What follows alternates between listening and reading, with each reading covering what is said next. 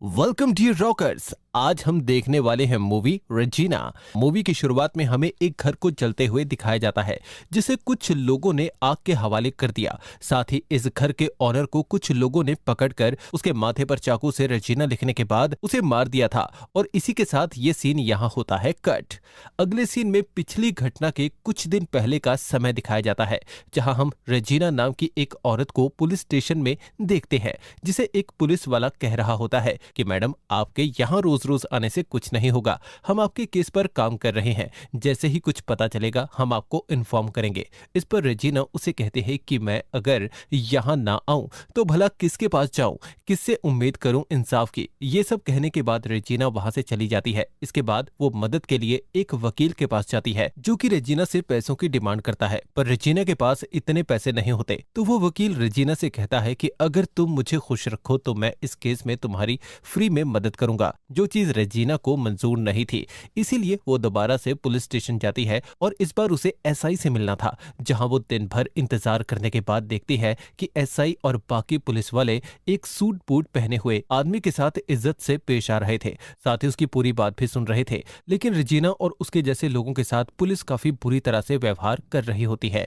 ये सब देख रेजिना को काफी गुस्सा आता है, पर वो कुछ नहीं कर सकती थी। अब यहाँ से सीन फिर से प्रेजेंट में आता है, जहां उस आदमी को मारने की खबर सुनकर पूरा सिस्टम हिल जाता है, क्योंकि वो कोई आम आदमी नहीं था बल्कि एक वीआईपी था। पुलिस हर जगह रेजिना की तलाश कर रही थी, जिसने रेजिना के सभी करीबी लोगों को पकड़ लिया था। और इस घटना के कुछ दिनों के बाद पुलिस एक जोसेफ नाम के बूढ़े आदमी और मारी नाम की एक किन्नर को पकड़ती है, जो कि रेजिना के लिए अपनी जान भी दे सकते थे। मारी पुलिस वालों से साफ साफ कह देती है कि मैं तो रेजिना की पूरी मदद करूंगी, फिर चाहे इसके लिए मुझे कुछ भी करना पड़े, क्योंकि मैं उस गांव से हूं जहां खाना और जरूरत की बाकी चीजें आसानी से नहीं मिल पाती थी। तब रेजिना के पिता ने हमारी बहुत मदद की थी और आज उनकी बेटी को हमारी जरूरत है, तो हम पीछे नहीं हटेंगे। दूसरी तरफ जोसेफ को भी 3rd डिग्री टॉर्चर दिया जा रहा था, ताकि वो बताए कि रेजिना कहां पर है, पर वो नहीं बताता। और पुलिस वाला उससे सवाल करता है कि तुम रेजिना को कैसे और कब से जानते हो, जिसके जवाब में जोसेफ उससे बताता है कि मैं और रेजिना के पिता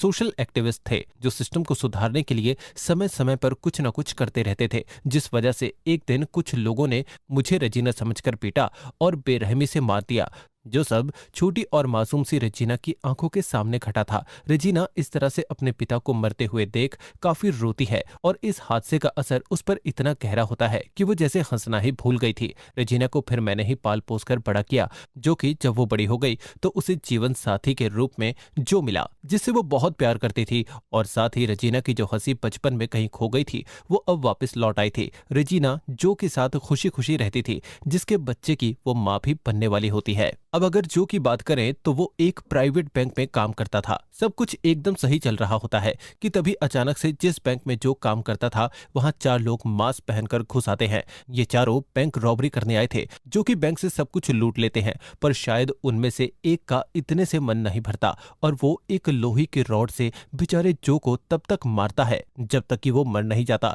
फिर ये सभी एक कार से भागने की कोशिश करते हैं, लेकिन उनके पीछे पुलिस की गाड़ियां लगी हुई थी और भागने के चक्कर में चारों की गाड़ी का एक्सीडेंट हो जाता है। इसीलिए 3 चोर तो भाग खड़े होते हैं, पर जो गाड़ी चला रहा था वो घायल होता है, तो पुलिस उसको पकड़ लेती है। इधर रेजिना को जब जो की मौत के बारे में पता चलता है तो वो दोबारा से बुरी तरह से टूट जाती है। पिता के खोने के गम को तो उसने किसी तरह से सह लिया था, पर इस दुख को वो नहीं सह पाती और टूट जाती है। लेकिन उसे जो के कातिलों को सजा दिलवानी थी, तो वो पुलिस स्टेशन के चक्कर काटना शुरू कर देती है, क्योंकि इस घटना के 1 महीने बाद भी पुलिस उस चोर के बजाय किसी और को पकड़ ही नहीं पाती थी। इसीलिए वो दोबारा से एसआई से मिलने की कोशिश करती है, जो कि रेजिना की बात सुनकर उस पर भड़क जाता है और उसके साथ काफी बुरी तरह से पेश आता है, क्योंकि रेजिना ने उसकी काबिलियत पर सवाल उठा दिया था। इसीलिए वो रेजिना से कहता है कि तुम चुपचाप यहाँ से चली जाओ, नहीं तो तुम्हारे साथ अच्छा नहीं होगा। ये सुनकर रेजिना रोते हुए बाहर आ जाती है और स्ट्रेस की वजह से उसका मिसकैरेज हो जाता है। उसे कुछ समझ में नहीं आ रहा था कि वो क्या करे, इसीलिए वो खुद को कमरे में कुछ दिनों के लिए बंद कर लेती है। फिर वो ये सब छोड़कर इस जगह से दूर जाने का फैसला करती है, जिसके साथ ही कहानी अब कुछ साल आगे बढ़ जाती है और हम रेजिना को बिल्कुल ही नए अवतार में एक बीच कैफे में काम करते हुए देखते हैं। दरअसल ये कैफे जूली नाम की एक लेडी का है, जो कि एक प्यारी सी बच्ची की माँ और जूली का पति डेविड किसी जुर्म की सजा जेल में काट रहा है। यहाँ हम देखते हैं कि रेजिना और जूली के बीच काफी अच्छी दोस्ती है। इस बार कम कैफे में रेजिना गाने गाकर लोगों का दिल बहलाती है। एक दिन रेजिना के पूछने पर जूली बताती है कि मैं अपने पति से बिल्कुल भी खुश नहीं हूँ, क्योंकि मेरे बाप ने अपने उधार को चुकाने के लिए कुछ पैसों के बदले मेरी शादी डेविड से करवा दी, जो कि अब जेल काट रहा है, और मैं अपनी बच्ची की वजह से उसके साथ इस रिश्ते में बंधी हुई हूँ। अगले दिन कैफे में दो ग्रुप्स में लड़ाई हो जाती है और वो कैफे में तोड़फोड़ करने लगते हैं, जिस दौरान वहां एंट्री होती है डेविड की, जो उन लोगों को ये तमाशा करने के लिए काफी बुरी तरह से मारता है। लेकिन डेविड के आने से जूली बिल्कुल भी खुश नहीं थी, क्योंकि उसकी और डेविड के बीच बन नहीं रही होती है। दरअसल जूली के मुताबिक डेविड सिर्फ उसे इस्तेमाल करता है, बाकी वो कोई जिम्मेदारी नहीं निभाता। हालांकि डेविड अपनी बेटी से बहुत प्यार करता है। एक दिन डेविड और जूली के बीच में लड़ाई इतनी बढ़ जाती है कि डेविड उस पर हाथ उठा देता है। यहाँ जूली को रोता देख रेजिना उसे दिलासा देने जाती है। वो जूली से कहती है कि अगर तुम डेविड के साथ नहीं रहना चाहती तो उसे छोड़ क्यों नहीं देती। इस पर जूली बोलती है कि मेरा इस दुनिया में है ही कौन, मैं कहाँ जाऊं, कुछ समझ में नहीं आ रहा। अब उसकी इस बात पर रेजिना अगले दिन जूली और उसकी बेटी को लेकर एक गांव में पहुंचती है, जहां हम मारी को भी देखते हैं। मतलब कि ये वही गांव है जिसके बारे में मारी पुलिस को बता रही थी। हालांकि यहाँ जूली का काफी अच्छी तरह से स्वागत किया जाता है और जूली को यहाँ सच में अच्छा लगने लगा था। पर यहाँ रेजिना उसे एक मछली की कहानी सुनाती है, जो कि एक छोटे से तालाब में रहती है, लेकिन वो उस जगह से खुश नहीं होती और वहां से निकलना चाहती थी। जिस बात का फायदा उठाकर एक मछुआरे ने उसे जाल में फंसा लिया और अब वो मछली तभी आजाद हो सकती है जब वो मछुआरा ऐसा चाहेगा। अब इस कहानी को सुनते ही हमारी ही तरह जूली को भी पता चल चुका था कि वो मछली असल में वो खुद है और मछुआरा रेजिना है। दरअसल ये सब रेजिना का किया धरा था, क्योंकि जूली का पति डेविड और कोई नहीं बल्कि वो चोर ड्राइवर था, जिसे रॉबरी के दौरान पुलिस ने आराम से पकड़ लिया था। रेजिना डेविड से सब कुछ बताने के बाद उससे कहती है कि तुम मुझे एक एक करके अपने सभी साथियों के पास लेकर जाओ, ताकि मैं अपना बदला ले सकूं, और अगर तुमने ऐसा नहीं किया तो तुम्हारी बीवी और बच्ची जिंदा नहीं बचेगी। उसकी इस बात पर डेविड रेजिना को जोर का थप्पड़ जड़ देता है। इस पर रेजिना हंसते हुए बोलती है कि अगर मुझे कुछ हुआ और साथ ही अगर पुलिस ने भी मुझे पकड़ा या कुछ किया तो अगले दिन तुम अपनी बीवी और बेटी का मुंह नहीं देख पाओगे। इसीलिए जैसा मैं कहती हूँ वो करो, बाकी मैं तुम्हें जिंदा छोड़ दूंगी, ये जबान देती हूँ। यहाँ डेविड के पास रेजिना की बात मानने के अलावा और कोई दूसरा रास्ता नहीं था। हालांकि डेविड चुपके से अपने एक दोस्त को फोन करके कहता है कि जब तक मैं रेजिना को डील कर रहा हूँ तब तक तुम जल्दी से मेरी बीवी और बच्ची का पता करो। जो पता लगाते ही मैं रेजिना को चुटकियों में मसल दूंगा। अब फोन रखने के बाद रेजिना और डेविड साथ में डेविड के साथ बैंक रॉबरी में शामिल दूसरे आदमी ढीना का शिकार करने के लिए निकलते हैं। अब डेविड को भी नहीं पता था कि ढीना कहाँ है, इसीलिए वो रेजिना के साथ उसे ढूंढने में लग जाता है। इधर हम देखते हैं कि डेविड की बीवी जूली और उसकी बच्ची काफी खुशी से रह रहे थे, मतलब कि इसमें जूली भी रेजिना का साथ दे रही थी। इधर डेविड रेजिना से बताता है कि मैं इस क्राइम में सिर्फ इसीलिए शामिल हुआ क्योंकि इसमें मुझे अच्छे पैसे मिल रहे थे, बाकी तुम्हारे पति को मारने में मेरा कोई हाथ नहीं था। जिस पे रेजिना कहती है कि मेरे पास बदला लेने के अलावा जीने की कोई वजह नहीं है, इसीलिए मैं ये बदला लेकर रहूंगी। दूसरी तरफ डेविड का दोस्त मैरी के घर का पता ढूंढ निकालता है और वो डेविड से कहता है कि आधे घंटे में मैं तुम्हारी बीवी और बच्ची का पता लगा लूंगा, उसके बाद तुम रेजिना को मार डालना। इधर रेजिना भी डरी हुई थी, लेकिन उसने पहले से सब कुछ सोच कर रखा हुआ था। इस प्लान को अंजाम देने से पहले उसने काफी तैयारी की थी, जैसे कि एक गैंग बनाना जो हर कदम पर उसका साथ दे। ये काम रेजिना के पिता के कॉन्टैक्ट से संभव हो पाया, जो जोसेफ ने दिया था, और मारी ने रेजिना को काफी चीजें सिखाई, यहाँ तक कि रेजिना ने गन चलाने की ट्रेनिंग भी ली थी। ढीना के पास जाने से पहले डेविड रेजिना से कहता है कि ढीना बहुत ही खतरनाक आदमी है, जो कि हमेशा अपने आदमियों से घिरा रहता है। साथ ही वो इतना चालाक है कि सामने वाली आंखों को देखकर उसके मन का क्या हाल है जान जाता है। उसे मारना तुम्हारे लिए इतना आसान नहीं होगा। लेकिन रेजिना तो फैसला कर चुकी थी। इसी बीच अचानक से डेविड का फोन बजता है, जो देख रेजिना फोन स्पीकर पे डालकर बात करने को बोलती है। फोन के उस तरफ से डेविड का दोस्त था, जो बताता है कि हमें मारी उसके घर पर नहीं मिली, उसने अपना घर काफी पहले ही छोड़ दिया था, इसीलिए तुम किसी तरह उसे कुछ दिन और झेलो, हम कुछ न कुछ करके तुम्हारी बीवी और बच्ची को ढूंढ लेंगे। ये सुनकर रेजिना बिल्कुल गुस्सा नहीं होती, बल्कि वो हंसते हुए डेविड से कहती है कि तुम अपनी कोशिश जारी रखो। इसके बाद हमें ढीना को दिखाया जाता है, जिससे मिलने के लिए डेविड रेजिना के साथ आता है। वो रेजिना को अपनी बीवी बताकर ढींगा से मिलवाता है। वो कहता है कि इसे मेरे काम से कोई प्रॉब्लम नहीं है, इसीलिए मैं इसे यहाँ लेकर आया हूँ। ढीना डेविड को बैठने को बोलता है। फिर डेविड उससे रॉबरी की बात छेड़ देता है, जिस पर ढीना बताता है कि मैं तो सिर्फ रॉबरी के इरादे से गया था, लेकिन मुझे नहीं पता था कि रवि वहां पर एक मर्डर कर देगा, जो कि उसने पहले से सोच कर रखा हुआ था। उसे किसी ने इस मर्डर को करने के लिए अच्छे पैसे दिए थे, रॉबरी तो बस एक बहाना थी। डेविड ढीना से पूछता है कि रवि अभी कहाँ होगा, तो ढीना बताता है कि मुझे पता नहीं, क्योंकि उस दिन के बाद मैं अलग हो गया और वो अलग काम करने लगा। सुना है वो केरला तमिलनाडु के बॉर्डर के एरिया के पास अपना धंधा चलाता है।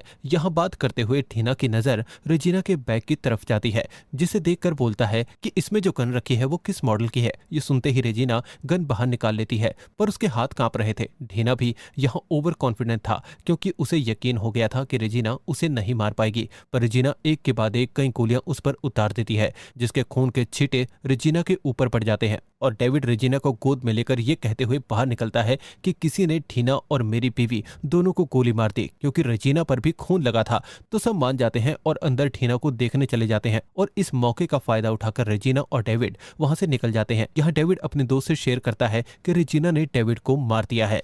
पुलिस भी ढीना के केस की इन्वेस्टिगेशन में जुट जाती है, पर रेजिना और डेविड ने गाड़ी बदल दी थी, तो उन्हें ट्रेस करना पुलिस के लिए मुश्किल हो रहा था। अब ये दोनों रवि का पता लगाकर उसके ठिकाने पर पहुंच जाते हैं, मगर यहाँ किसी ने पहले ही रवि को गोली मार दी थी। दरअसल जब रेजिना ने ढीना को मारा था, तो किसी ने इस रॉबरी में शामिल चौथे आदमी यानी कि राकेश को रवि की जान लेने का ऑर्डर दिया था, और उसने ऐसा ही किया। अब यहाँ पुलिस आ चुकी थी, इसीलिए डेविड और रेजिना यहाँ से निकलने की कोशिश करते हैं, लेकिन इन्हें पुलिस देख लेती है और इनका काफी देर तक पीछा करने के बाद इन्हें पकड़ भी लेते हैं। पुलिस स्टेशन में रेजिना से पूछताछ की जा रही होती है, पर रेजिना अपना मुंह नहीं खोल रही थी। वो बस इतना कहती है कि अगर मुझे कुछ भी हुआ और कल तक अगर मैंने अपने लोगों से कांटेक्ट नहीं किया, तो डेविड की बीवी और बच्ची सलामत नहीं रहेंगे। ये सुन डेविड पुलिस वालों से विनती करता है कि वो रेजिना को ना मारे। रेजिना को अब राजेश की तलाश थी, जो कि अगले ही पल खुद पुलिस स्टेशन में आकर कबूल कर लेता है कि उसने रवि का मर्डर किया है। और तभी अचानक से वो गन निकाल के रेजिना को गोली मार देता है,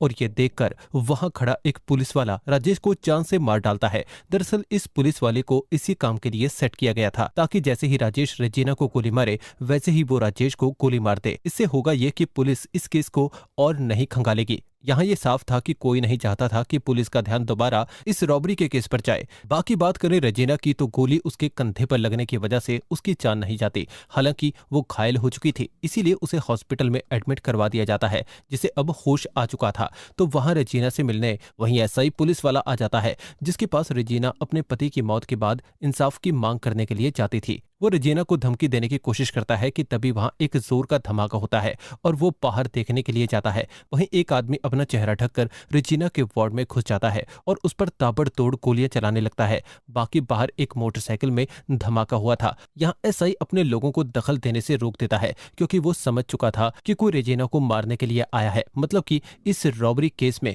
वो भी मिला हुआ था, इसीलिए उसने बाकी लोगों को अरेस्ट नहीं किया। इधर रेजिना उस आदमी से बचते हुए बाहर भागती है, जो कि अभी भी उस पर गोलियां चलाते जा रहा था। यहाँ हम देख पाते हैं कि रेजिना को एक भी गोली नहीं लग रही थी, क्योंकि ये रेजिना को भगाने की एक साजिश थी, जो कि बाहर आकर एक वैन में बैठकर चली जाती है। और जो रेजिना पर गोलियां चला रहा था वो डेविड का वही दोस्त है, जो कि मारी को ढूंढने की कोशिश कर रहा था। दरअसल जब रेजिना पकड़ी गई थी, तो उसने डेविड से उसके दोस्त को कॉल करवाया और मारी से कांटेक्ट करने के लिए बोला, ताकि वो दोनों मिलकर रेजिना को बाहर निकलवा पाए। ये काम डेविड और उसके दोस्त मजबूरी में जूली और उसकी बेटी को बचाने के लिए कर रहे थे, यानी कि रेजिना इस सिचुएशन के लिए पहले से ही तैयार थी। अब पुलिस उसे चारों तरफ ढूंढ रही थी, तो वो अब बिना देरी किए एमएलए रंगनाथन के घर को जलाकर उसे मार देती है, जिसके माथे पर उसने अपना नाम भी लिख दिया था। और यही सीन हमें शुरुआत में दिखाया गया था। अब रेजिना ने रंगनाथन को क्यों मारा, इसका पता हमें अगले सीन में लगता है, जब वो उसी प्राइवेट बैंक में घुसकर मैनेजर को सरेआम मौत के घाट उतार देती है। दरअसल रेजिना को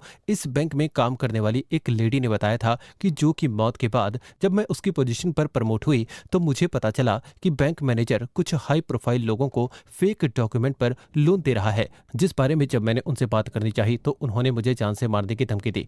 मतलब कि जॉ को बैंक मैनेजर की इस करतूत के बारे में पता चल गया था और वो इससे रिलेटेड सबूतों को सबके सामने लाने वाला था। इसीलिए मैनेजर ने उसका मुंह बंद रखने के लिए उसे पैसे भी ऑफर किए। जो ने ये डील ठुकरा दी। अब इस स्कैम में एमएलए रंगनाथन भी मिला हुआ था, तो उसने मैनेजर के साथ मिलकर एक बैंक रॉबरी की आड़ में रवि के जरिए जो की जान ले ली और उसके ऊपर किसी को शक भी नहीं हुआ। अब डेविड पकड़ा गया, लेकिन एसआई रंगनाथन से मिला हुआ था, इसीलिए उसने बाकी लोगों को पकड़ा ही नहीं, क्योंकि अगर ऐसा होता तो ये स्कैम बाहर आ जाता। और इस चीज को छुपाने के लिए रंगनाथन ने ढीना की मौत के बाद राजेश और रवि को मरवा दिया। अब अपना बदला पूरा करने के लिए रेजिना काफी ज्यादा रोती है। तभी वहां उसे अरेस्ट करने के लिए वही एसआई आता है, जिसके सामने रेजिना सूट बूट में बैठी हुई होती है और एसआई से कहती है कि आपको दिख नहीं रहा कि मैं वीआईपी बन चुकी हूं, तो उसी तरह मुझसे बात कीजिए। जिस पर एसआई रेजिना से पूछता है कि तुम्हें क्या चाहिए। सामने से जवाब आता है इज्जत, और साथ ही गोलियों की भी आवाज आती है। मतलब कि रेजिना ने एसआई को मार दिया था और इस कारण पुलिस उसको अरेस्ट कर लेती है। लेकिन रेजिना अपने पिता की ही तरह एक सोशल एक्टिविस्ट बन चुकी थी, जिसने सिस्टम के खिलाफ लड़ाई छेड़ दी थी, जिसके कारण पुलिस भी उसे ज्यादा दिन बांध नहीं पाती और रेजिना उनके चंगुल से छूटकर कहीं गायब हो जाती है। यही वजह है कि पुलिस शुरुआत में मारी और जोसेफ से पूछताछ कर रही थी, जो कि रेजिना के खिलाफ अपना मुंह कभी नहीं खोलेंगे, क्योंकि रेजिना गरीबों के लिए सिस्टम से दो दो हाथ करने को तैयार थी। इसी के साथ ये मूवी यहीं पर खत्म हो जाती है। तो दोस्तों, कैसी लगी ये मूवी? अगर ये मूवी अच्छी लगी हो, स्टोरी अच्छी लगी हो, एक्सप्लेनेशन अच्छा लगा हो, तो इसे ज्यादा से ज्यादा शेयर करें, वीडियो को लाइक करें और चैनल को सब्सक्राइब कर दें। तो फिर मिलते हैं अगली वीडियो में, तब तक के लिए गुड बाय, अपना ख्याल रखें and finally thanks for watching.